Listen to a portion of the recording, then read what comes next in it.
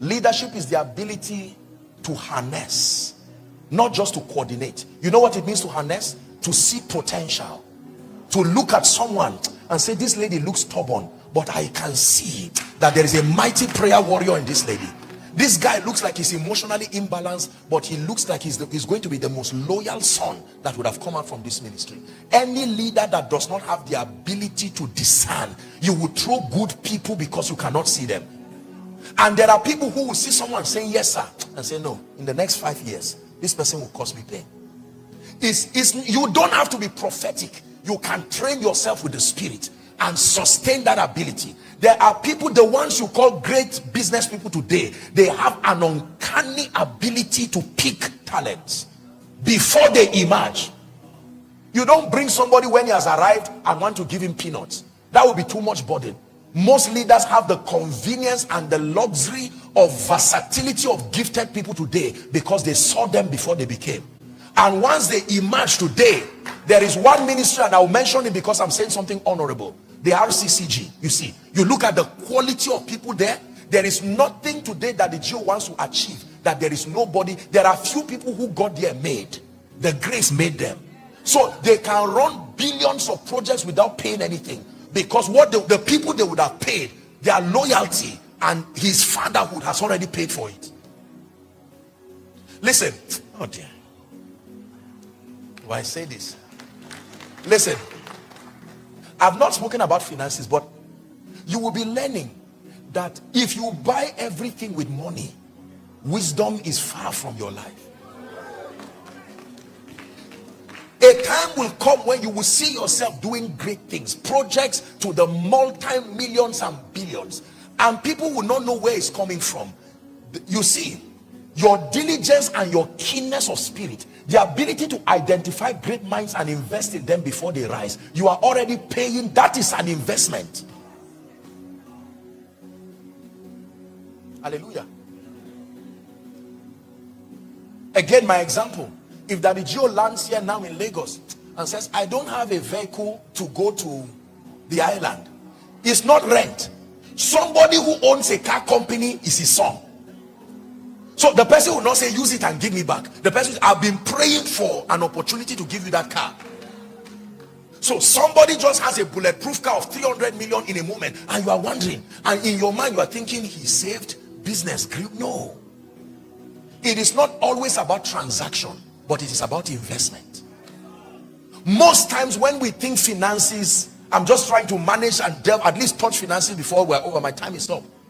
Finance is not always about transaction, but it's about investment. In a few years from now, I believe there are people who will come and meet pastor and say, sir, for every impact conference, all I need to know, just write the budget for me, because you have raised me. It is the prophetic word that came from you.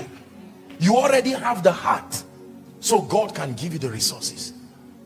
And someone can walk up and say, pastor, you are doing projects to the billions just like that. When I saw him, I was teasing him at the office. I said, you are looking never fresh. What is the secret? In the multitude of men, not multitude of ideas, in the multitude of men is a king's honor. Can you spare me 5 minutes to say 1 or 2 things about finances? Did you learn anything?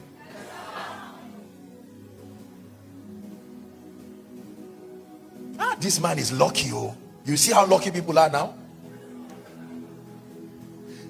In Africa, we don't have respect for the sacrifice of people. Once you see God lifting people, Dr. Amos Fairwan, great man, I'm sure he's just lucky. Maybe he just prophesied to somebody. No. This training is helping us to see that behind everything that works is a central intelligence system. Even though grace comes on it, but nothing works sustainably by luck. Please settle that. If this is the only message you carry here, that nothing works sustainably by luck. This guy, God just gifted the guy or the lady a nice voice.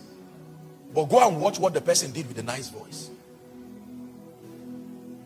The trainings and all of that. Somebody sent me a humorous text one time and said that I'm lucky I met Jesus. And Jesus imparted light on me. They say, you need to come and see what I do with that light when you are sleeping. I am what I am by the grace of God, he says. But this grace was not showered on me, in that I labored more than you all. Behind everything that works is a central intelligence system. Grace comes on it. Ministry that works. I learned this because I did not have the privilege of learning administration. All the people we had who were mentoring our lives, they were sincere people. But the context of ministry from the environment where I came from did not bring this versatility. And I had to outsource. Let me tell you this. For someone listening, God is saying, kill those excuses now. Don't say my father was not a CEO. There is a CEO somewhere. You can humble yourself. Go and intern there. Refuse to collect salary. Collect what is greater than salary. May I respectfully refer you to my message, Redefining Inheritance. I teach there on 5 things that qualify to be called inheritance. The first is a man's conviction. You have not received anything from a man if you don't receive his conviction. The conviction of a man is the greatest inheritance you can receive. Money and material things is the least, the 5th of them. His inheritance, his convictions, his name, his relationships. Hallelujah. And up till today, I continue to learn. I'm a student of knowledge. I admit the areas I do not know. When God opened our ministry to an international scale, I needed to learn the ethics.